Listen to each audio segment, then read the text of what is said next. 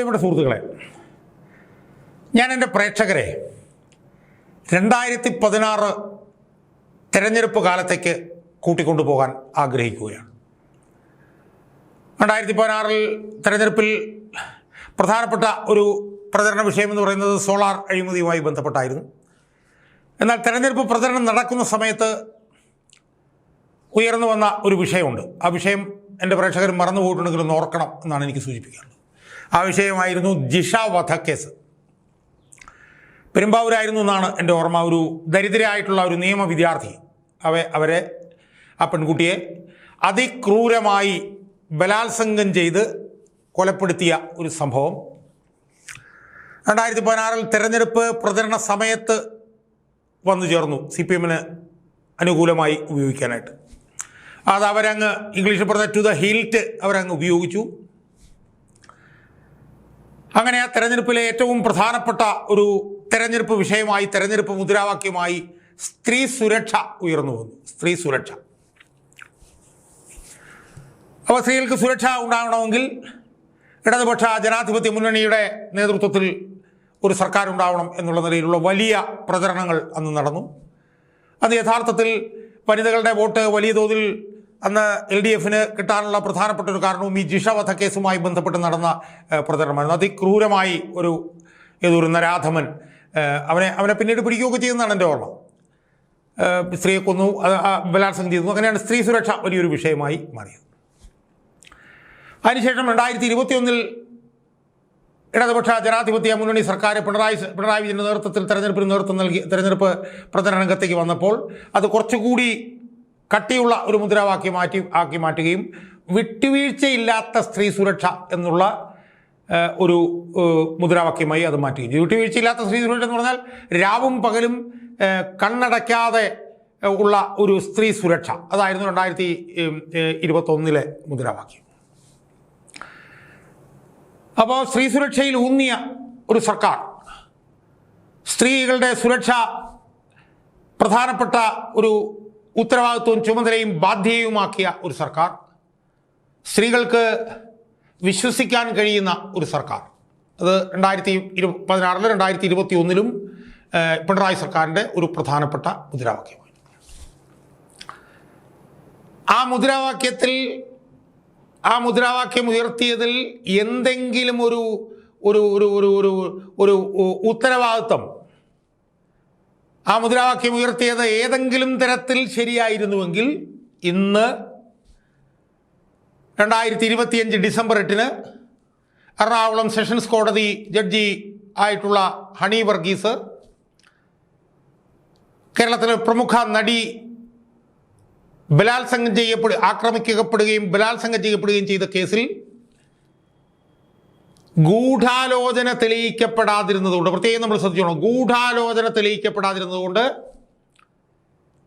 7, 8, 9, 10 പ്രതികളെ വെറുതെ വിടുകയും ആ പ്രതികളെ വെറുതെ വിട്ടതിൻ്റെ കൂട്ടത്തിൽ കേരളത്തിലെ പ്രമുഖ നടനായിട്ടുള്ള ദിലീപിനെ വെറുതെ വിടുകയും ചെയ്ത സാഹചര്യത്തിൽ ഈ സ്ത്രീ സുരക്ഷ എന്ന മുദ്രാവാക്യത്തോട് എന്തെങ്കിലും ഒരു സ്നേഹ ബഹുമാനം ഈ പിണറായി വിജയൻ എന്ന് പറഞ്ഞിട്ടുള്ള ഈ നേതാവിനുണ്ടെങ്കിൽ അയാൾ ഇന്നീ നിമിഷം ഈ സ്ഥാനത്ത് രാജിവെച്ച് ഇറങ്ങി പിണറായിയിലേക്ക് പോകേണ്ടതാണ് എന്നാണ് എനിക്കൊരു പൊതുപ്രവർത്തനം എന്നുള്ളതിൽ പറയാനുള്ളത്. പക്ഷെ അയാൾക്ക് ഈ ഉളുപ്പ്, ലജ്ജ, ഈ പറഞ്ഞ പോലെ ആർജവം, ഉത്തരവാദിത്വം ഇതൊന്നും അയാളുടെ നിഘണ്ടുവിൽ ഇല്ലാത്തത് കൊണ്ട് അയാളതൊന്നും ചെയ്യില്ല എന്ന് മാത്രമല്ല, അയാൾ ഇന്ന് വൈകിട്ട് മിക്കവാറും ഒരു പത്രസമ്മേളനവുമായിട്ട് രംഗത്ത് വരാൻ സാധ്യതയുണ്ട്. ഞങ്ങൾ മേൽക്കോടതിയിൽ പോകും എന്നൊക്കെ പറഞ്ഞുകൊണ്ടൊക്കെ അയാൾ വരാൻ സാധ്യതയുണ്ട്. കാരണം അയാൾക്ക് ഇതൊന്നുമില്ല, ഞാനീ പറഞ്ഞൊന്നും അയാൾക്കില്ല. അതുകൊണ്ട് അയാൾ രാജിവെച്ചൊന്നും പോകില്ല. പക്ഷേ ഈ വിഷയവുമായി ബന്ധപ്പെട്ടുകൊണ്ട് അയാൾക്കൊരല്പമെങ്കിലും മാന്യത ഉണ്ടായിരുന്നെങ്കിൽ അത് ചെയ്യേണ്ടതായിരുന്നു എന്ന് വിശദമായി ഒന്ന് വിശകലനം ചെയ്യാൻ വേണ്ടിയിട്ടാണ് ഞാനിന്ന് ഈ വീഡിയോയിലൂടെ ശ്രമിക്കാൻ പോകുന്നത്. അതിനാണ് ഞാൻ എൻ്റെ പ്രേക്ഷകരുടെ മുന്നിൽ ഇന്ന് ഈ വീഡിയോയുമായി രംഗത്ത് വന്നിരിക്കുന്നത്. സുഹൃത്തുക്കളെ, നമുക്കറിയാം 2017 ഫെബ്രുവരിയിലോ മറ്റോ ആണ് കേരളത്തിൻ്റെ സമൂഹ മനസാക്ഷിയെ അതിഭീകരമായി ഞെട്ടിച്ച ആ നടിയാക്രമണ കേസ് ഉണ്ടാവുന്നത്. കേരളത്തിൽ ഒട്ടേറെ സ്ത്രീപീഡന കേസുകൾ ഉണ്ടായിട്ടുണ്ട്. ആ സ്ത്രീപീഡന കേസുകളിൽ രാഷ്ട്രീയ നേതാക്കന്മാർ പ്രതികളായിട്ടുണ്ട്, നടന്മാർ പ്രതികളായിട്ടുള്ള സ്ത്രീപീഡന കേസുകളുണ്ട്. അത് ഇപ്പോൾ നടന്മാരുടെ കാര്യം പറയുകയാണെങ്കിൽ ജഗതി ശ്രീകുമാർ മുതൽ സിദ്ദിഖ്, അങ്ങനെ ഒരുപാട് പേര് നടന്മാർ ഇതിനകത്ത് പെട്ടിട്ടുണ്ട്. പലരും സ്വാധീനം കൊണ്ട് രക്ഷപ്പെട്ടു പോയിട്ടുണ്ട്. രാഷ്ട്രീയ നേതാക്കന്മാരുമായി ബന്ധപ്പെട്ട ശ്രീപീഡന കേസുകൾ ഉണ്ടായിട്ടുണ്ട്. പക്ഷേ കേരളത്തിൻ്റെ ചരിത്രത്തിൽ നിന്നല്ല, ഒരുപക്ഷെ ഇന്ത്യയുടെ ചരിത്രത്തിൽ പോലും ഒരു കൊട്ടേഷൻ ബലാത്സംഗം എന്ന് പറയുന്നൊരു സംഭവം ഇതിനു മുമ്പോ ഇതിനു ശേഷമോ അഖിലേന്ത്യാ തലത്തിൽ പോലും ഉണ്ടായിട്ടുണ്ടോ എന്നുള്ള കാര്യത്തിൽ നമുക്ക് സംശയമാണ്. കേരളത്തിലെ പ്രമുഖ ആയിട്ടുള്ള ഒരു സിനിമാ നടിയായിരുന്നു. സിനിമാ നടിയുടെ പേര് നമുക്ക് പുറത്ത് പറയാൻ കഴിയില്ല. പക്ഷേ ഒരു പ്രമുഖയായിട്ടുള്ളൊരു സിനിമാ നടിയെ അവരെ ഒരു കാറിൽ യാത്ര ചെയ്യുമ്പോൾ ആ കാറിനകത്ത് വെച്ച് അവരെ അതിക്രൂരമായി ബലാത്സംഗം ചെയ്തു എന്നുള്ളതായിരുന്നു ആ കേസിന് ആസ്പദമായിട്ടുള്ള സംഭവം. ആ സംഭവം നടന്ന് എത്രയും പെട്ടെന്ന് തന്നെ അതിൽ പ്രമുഖ നടനായിട്ടുള്ള ദിലീപിന് പങ്കുണ്ടെന്നുള്ള നിലയിലുള്ള ചർച്ചകൾ വരുന്നു. ആ ചർച്ച വന്നു. അത് പിന്നീട് കേസായി. ആ കേസിൻ്റെ ഇടയ്ക്ക് നടന്ന കയറ്റിറക്കങ്ങൾ, വിവാദങ്ങൾ, പ്രശ്നങ്ങൾ എന്തൊക്കെയാണെന്നുള്ളതൊന്നും ഞാൻ വിശദമായിട്ട് ഇവിടെ പറയുന്നില്ല. ഏതാണ്ട് 8.5 വർഷക്കാലത്തോളം എറണാകുളം പ്രിൻസിപ്പൽ സെഷൻസ് കോടതിയിൽ അതിൻ്റെ വിചാരണ നടന്നു. ഒരു വനിത ആ കേസ് കേൾക്കണമെന്നുള്ള അതിജീവതയുടെ അപേക്ഷ മാനിച്ച് ഒരു വനിത, ഹണിയം വർഗീസ് എന്ന് പറഞ്ഞിട്ടുള്ള ഒരു വനിതയാണ് ആ കേസ് കേട്ടുകൊണ്ടിരുന്നത്. ഒരുപാട് ഗുരുതരമായിട്ടുള്ള ആരോപണങ്ങൾ അങ്ങോട്ടും ഇങ്ങോട്ടുമൊക്കെ നടന്നു. ആ കേസിലാണ് ഇപ്പോൾ 2025 ഡിസംബർ 8-ാം തീയതി 10 പ്രതികളുള്ളതിൽ ഗൂഢാലോചനയിൽ പങ്കാളികളാണെന്ന് കണ്ട 4 പ്രതികളെയും പ്രിൻസിപ്പൽ സെഷൻസ് കോടതി ജഡ്ജിയായിട്ടുള്ള ഹണിയം വർഗീസ് കുറ്റവിമുക്തരാക്കിയിരിക്കുന്നു. എന്ന് പറഞ്ഞാൽ കൃത്യം നടത്തിയ 1 മുതൽ 6 വരെയുള്ള പ്രതികൾ കുറ്റക്കാർ, ഗൂഢാലോചനയിൽ പങ്കാളികളാണ് എന്ന് പോലീസ് കുറ്റപത്രത്തിൽ പറഞ്ഞ 7, 8, 9, 10 പ്രതികൾ കുറ്റവിമുക്തർ. അതിൽ ഗൂഢാലോചനയിൽ പങ്കുണ്ട് എന്ന് പറയുന്ന 8-ാം പ്രതി ദിലീപും കുറ്റവിമുക്തൻ. അപ്പോൾ ഇതിൽ നിന്ന് വരുന്ന നിരീക്ഷണം എന്താ സുഹൃത്തുക്കളെ? നിരീക്ഷണം എന്ന് പറയുന്നത് കുറ്റകൃത്യം ചെയ്തവരാണ് കുറ്റക്കാർ. ആ കുറ്റകൃത്യത്തിന് പുറകിൽ ഗൂഢാലോചന നടന്നു എന്നത് പ്രോസിക്യൂഷന് തെളിയിക്കാൻ പറ്റിയില്ല. അതാണ് പോയിന്റ്.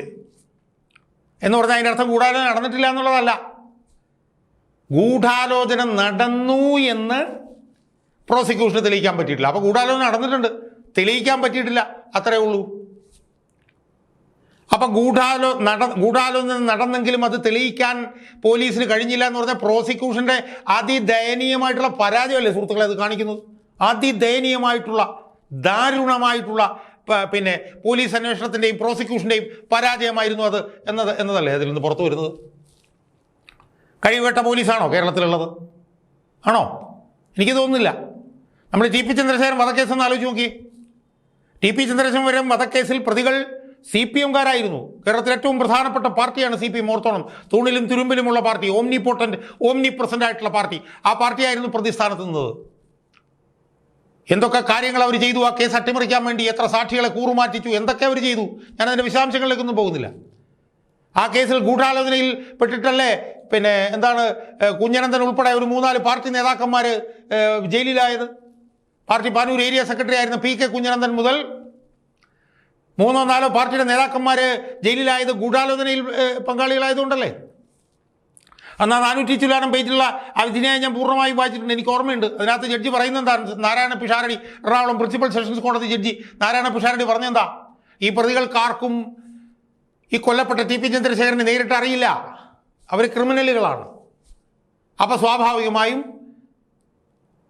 CPM-ൻ്റെ നേതൃത്വത്തിലുള്ള രാഷ്ട്രീയ നേതാക്കന്മാരുടെ നേതൃത്വത്തിൽ നടന്ന ഗൂഢാലോചന നടപ്പിലാക്കുകയാണ് ആ പ്രതികൾ ചെയ്തത് എന്ന് പറഞ്ഞുകൊണ്ടാണ് ഗൂഢാലോചനയിൽ പങ്കാളികളായിട്ടുള്ള PK കുഞ്ഞനന്ദൻ മുതൽ 4 പേരെ കോടതി ശിക്ഷിച്ചത്.